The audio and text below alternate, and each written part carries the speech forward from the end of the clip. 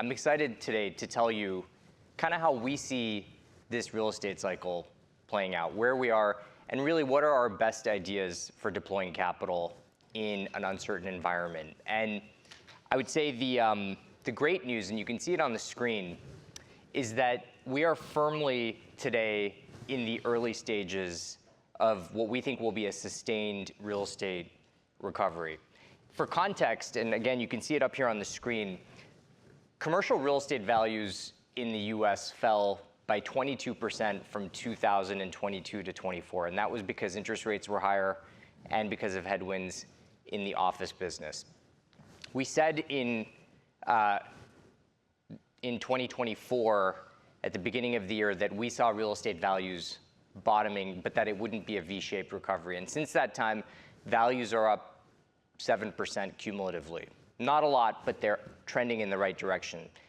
Interestingly, though, values today are still 15 to 16% on average below 22, which is interesting because most other asset classes that you're invested in today are at or near peak pricing, whether it's the S&P on average or whether it's investment grade bonds, et cetera.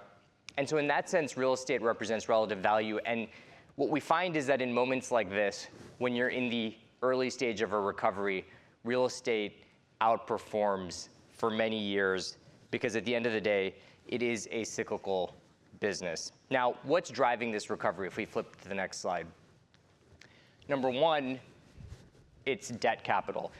Debt capital is the fuel for real estate values and for appreciation. And two things have happened. One, the availability of debt has improved dramatically. Last year, CMBS volume was up 40% year over year, the highest level in history for single asset, single borrower CMBS, higher than 2021.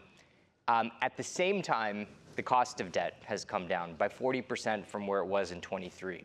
Let me put some context around this. If you wanted to borrow money to buy a piece of commercial real estate in 2022 or 21, let's say, the all-in cost was only 3%. Then the cost of debt goes up to 9% in 2023. That is a massive increase, a tripling of the cost of debt. Today, that is around 5%, and I think by the end of this year, there's a very good chance we're in the mid-4s. And what's gonna drive that? I'm talking about floating rate debt.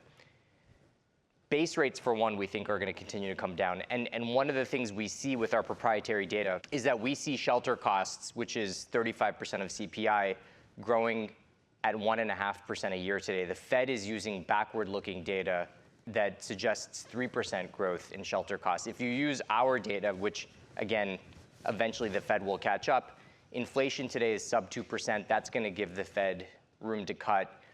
The other thing is that this improving debt market is leading to sentiment improving already in real estate. It's not just values, which you saw on the last slide, it's transactions. We just took an asset in Dallas, a warehouse, to market. We got 25 first-round bids. A year ago, that would have been 5 or 6 first-round bids. So you can feel it on the ground. Now, flipping to the next slide, the thing that actually makes us most bullish about this recovery is new construction. Because at the end of the day, real estate is about supply and demand. And today we're seeing a massive decline in new construction activity, frankly, globally. And in particular in our core areas like warehouses or rental housing, down something like 60%. And what drives that? Construction costs today are 50% higher than they were 5 years ago. The cost of debt, and really the bar to justify building, is much higher. And as a result, you have less competition. It takes a long time for new supply to come online, which tells us we have visibility into a sustained recovery here for quite a while. And that ultimately results in higher rents and higher values, and it's very predictable. So if I take everything I just said, values have reset, you have an improving debt market, you have less new supply. Those are the ingredients for this recovery. And sentiment, finally, has started to turn a little more positive. It's still not consensus, by the way, but the press, research, suddenly a little more constructive on real estate. I think this is gonna accelerate. not just because we're in the steeper part of the recovery, which is accelerating, but because with all of this noise around potential disruption, software this, what industry's next, et cetera, when I talk to our investors, institutional investors recently, there is this sort of pivot, this thought around maybe deploying more capital into the physical world, whether it's real estate or infrastructure. And I think real estate is going to see even stronger capital flows as a result of this phenomenon.